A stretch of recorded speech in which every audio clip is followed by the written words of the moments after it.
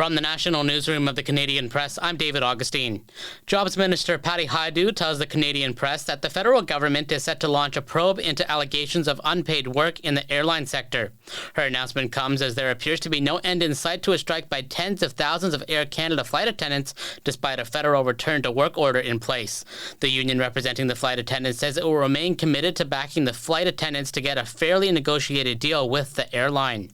CUPE National President Mark Hancock says it won't turn its back on these workers. The right to free collective bargaining, including the right to strike, is a fundamental right that is protected by our charter. The Canada Industrial Relations Board has deemed the strike unlawful, but Hancock says if it comes down to being arrested over the action, then, quote, so be it.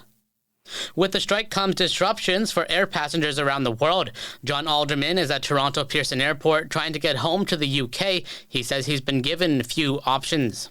We've just been told that either we accept a refund, which we're not going to do because it's their responsibility to get us back, or we could be here up to 5 days. Air Canada had hoped to resume flights today, but the union representing the flight attendants say that will not happen.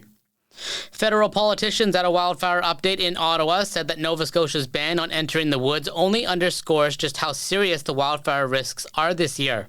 That province issued a ban on entering the woods at the start of the month that comes with a $25,000 fine attached to it to help prevent fires from starting amid the intense dry conditions. Liberal MP Corey Hogan says Canadians need to remain fire smart given the serious risks this year. Whether you agree with the decision or not, I think we all have to acknowledge that it underlines just how severe this particular moment is, and that the East Coast is seeing, unprecedented levels of dryness that are fueling forest fires. Federal officials said this morning that it's the second worst fire season in Canada on record, with no signs of slowing down. Ukrainian President Volodymyr Zelensky and European leaders met with U.S. President Donald Trump today at the White House.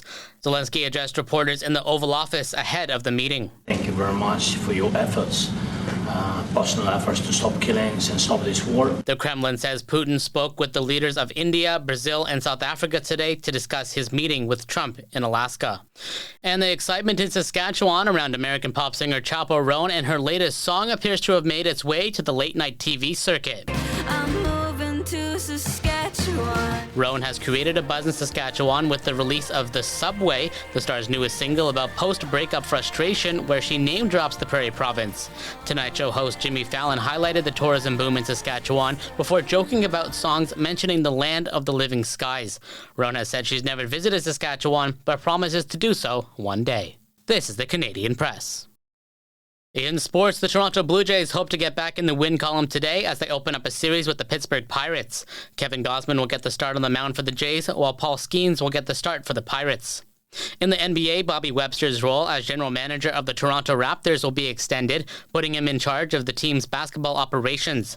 Webster says it's a unique opportunity to be leading the only NBA team outside the United States. To me, there's 30 of these jobs in the NBA, but this one to me is one of one. For all the reasons, the platform you have here, the opportunity we have with Canada basketball, with all the kids growing up in Canada playing. I just really think that, there's not a more unique basketball job in the world. The Raptors say they will no longer have a team president, eliminating the position that Masai Ujiri held until late June.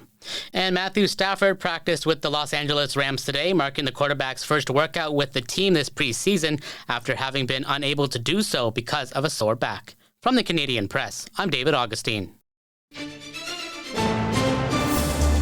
Thanks for listening. Don't forget to follow and subscribe. For more of today's top stories, visit thecanadianpressnews.ca.